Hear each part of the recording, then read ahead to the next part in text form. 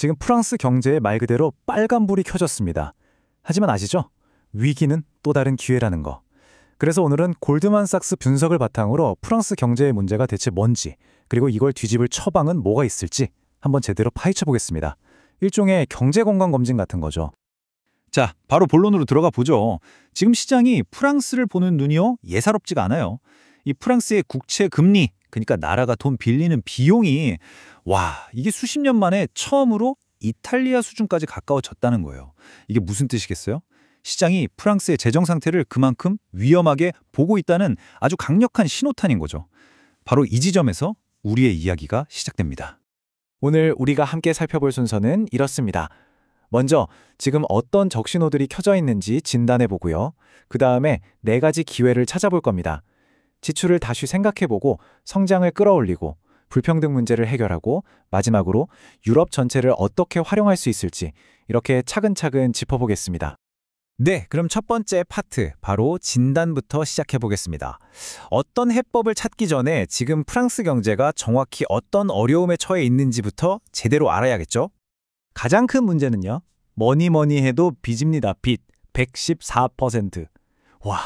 이게 어느 정도냐면요. 프랑스가 1년 내내 벌어들인 돈을 몽땅 쏟아부어도 다 못 갚는 그런 어마어마한 빚을 지고 있다는 뜻이에요. 심지어 이 숫자가 계속 올라가고 있어서 이게 제일 큰 걱정거리로 꼽히고 있습니다.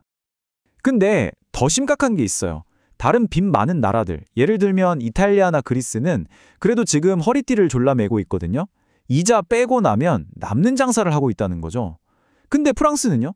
아직도 버는 것보다 쓰는 게 더 많아요. 바로 이겁니다. 이게 바로 프랑스의 빚이 눈덩이처럼 불어나는 근본적인 이유인 거죠.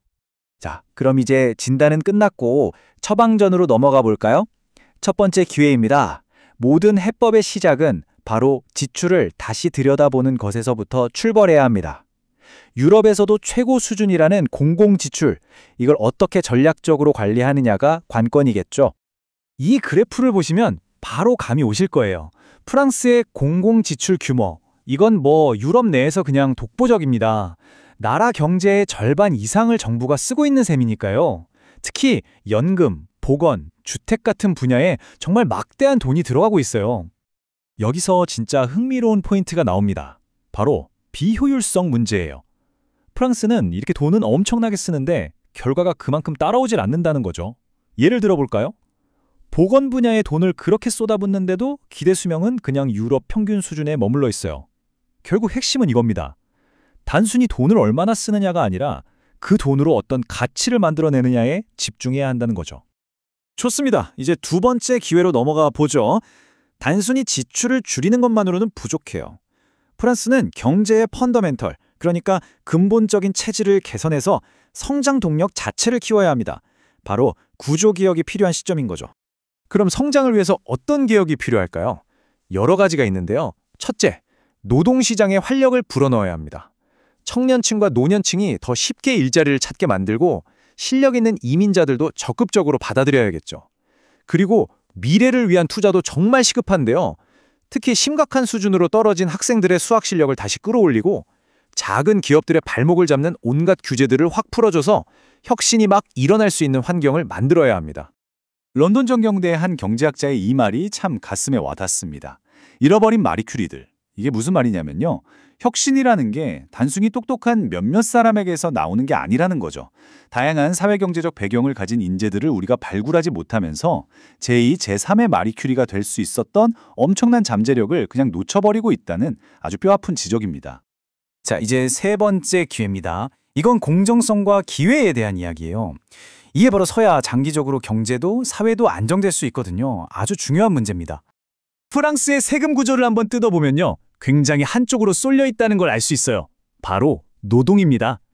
전체 세금 수입의 무려 60%가 월급이나 사회보장기여금, 다시 말해 열심히 일하는 사람들의 주머니에서 나오고 있다는 거죠. 이렇게 노동소득에만 세금 부담이 확 쏠리면 어떻게 될까요? 당연히 사회 전체의 활력이 떨어지게 됩니다. 내가 열심히 일해서 번 돈에서 너무 많은 세금을 떼어가니까 순수하게 내 노동만으로 더 높은 곳으로 올라가는 것. 우리가 흔히 말하는 계층 사다리가 그만큼 좁아지고 뻑뻑해지는 거죠. 자, 이제 마지막 네 번째 기회입니다. 이건 시야를 프랑스 국경 너머로 확 넓혀보는 거예요. 유럽연합, 이 EU라는 거대한 플랫폼을 프랑스의 이점으로 어떻게 활용할 것인가 하는 문제죠. 프랑스가 모든 걸 혼자 끙끙 앓을 필요가 없다는 겁니다. 유럽 전체의 힘을 빌려서 아주 구체적인 이득을 챙길 수 있거든요. 예를 들면 유럽 자본시장을 하나로 묶어서 기업들이 더 쉽게 투자금을 유치하게 하고 국방 물자 같은 건 공동으로 구매해서 비용을 확 줄이는 거죠. 한마디로 규모의 경제를 제대로 활용해서 효율성을 극대화하는 전략입니다. 자, 지금까지 경제를 되살릴 수 있는 4가지 아주 명확한 기회들을 살펴봤습니다. 지출, 성장, 불평등, 유럽 활용, 다 좋은데 이 멋진 처방전들을 실행에 옮기지 못하게 가로막는 아주 거대한 벽이 하나 있습니다. 그게 뭘까요? 바로 정치적 교착 상태입니다. 그래서 마지막으로 이 질문을 던져봅니다. 2027년까지는 지금의 정치적 교착 상태가 계속될 가능성이 높은데 과연 프랑스는 이 소중한 기회들을 제때 붙잡을 수 있을까요? 좋은 경제 분석이 현실 정치의 벽을 넘는 것, 이게 얼마나 어려운 과제인지를 다시 한번 생각하게 합니다. 과연 프랑스는 이 기회를 잡을 수 있을까요?